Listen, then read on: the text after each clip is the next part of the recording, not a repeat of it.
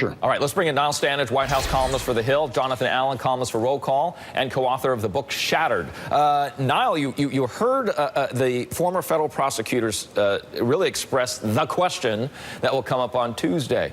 Did you or did you not advise the president of what James Comey claims in his testimony, that he was saying this shouldn't happen, these meetings, these discussions? That's right. And of course, James Comey, Richard, testified that Jeff Sessions did not respond or did not reply to that. Now, the Justice Department has put out a statement arguing with that, saying that Sessions did, in fact, talk about how it was important that the Justice Department would be careful in managing these interactions.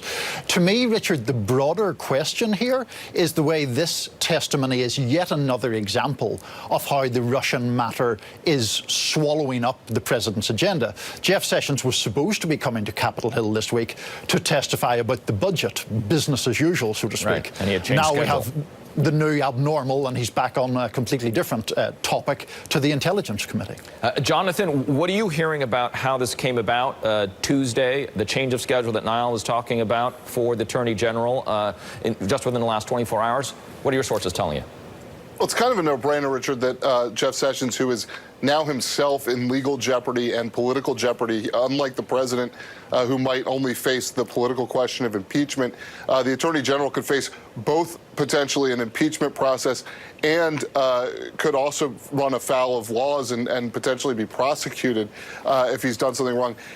He was going to basically turn the appropriations hearing into a Russiagate circus. I'm not sure that's not going to happen anyway for that appropriations hearing, where his Deputy Attorney General, Rod Rosenstein, who is also part of this story, is now going to testify. It will be difficult for almost any administration official to go to Capitol Hill right now, anyone that was anywhere tangentially related to this, and not end up talking about some part of the Russia investigation. One last thing, the Preet Bharara interview today was so interesting because what you're doing is creating a pattern there of behavior by the President of the United States, where there are now multiple people who say they had unorthodox conversations with the President where they felt it was inappropriate that the President was contacting them one-on-one and felt somewhat pressured. Jonathan, you're reading my notes here. I was going to get to that just next. Niall, react to what Jonathan was saying there. Preet Bharara here, will he be brought in by the special counsel? Bob Mueller saying, okay, help me put this story together.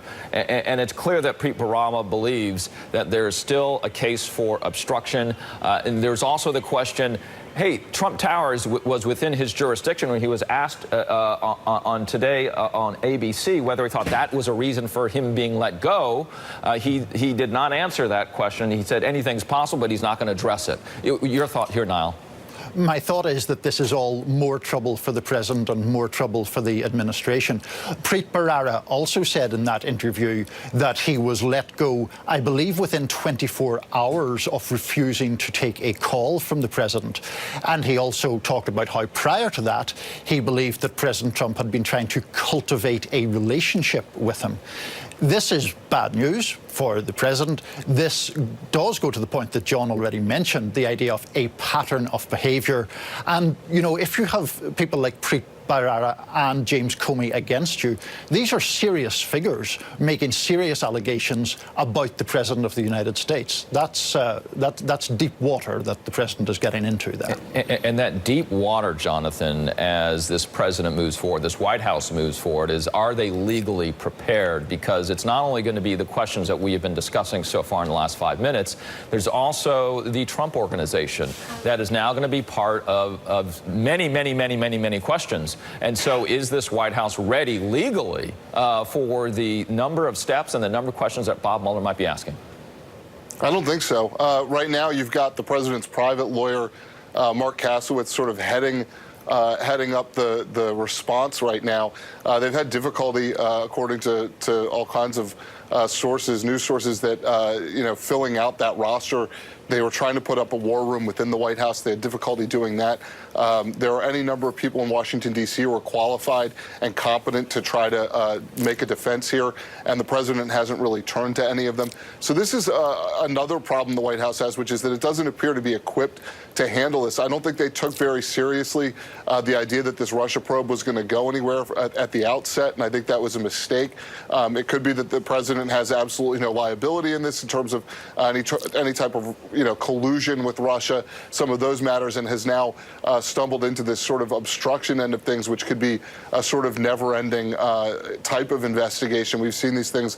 Whitewater for the Clintons was originally about a land deal. Several years later, it was about Monica Lewinsky. Niall, at the White House there, what's your sense of the support for this Attorney General, with the reporting being that the President and this Attorney General may have had some cracks in the relationship, this despite Sessions being an early supporter of President Trump?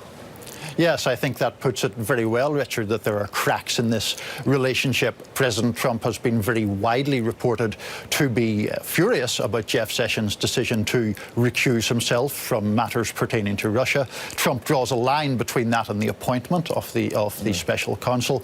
And of course, only very recently, it took the White House communications team several days before it affirmed that the president had confidence in Jeff Sessions. So there's clearly an ambivalence there. Of course, they don't want Sessions to embarrass them or to deepen their problems. But I think this White House has not been full-throated in its expressions of support, to say the very least. Not a preferred precursor to Tuesday, no doubt. Niall Stanage, Jonathan Allen, thank you both. Take care, Richard. All righty. With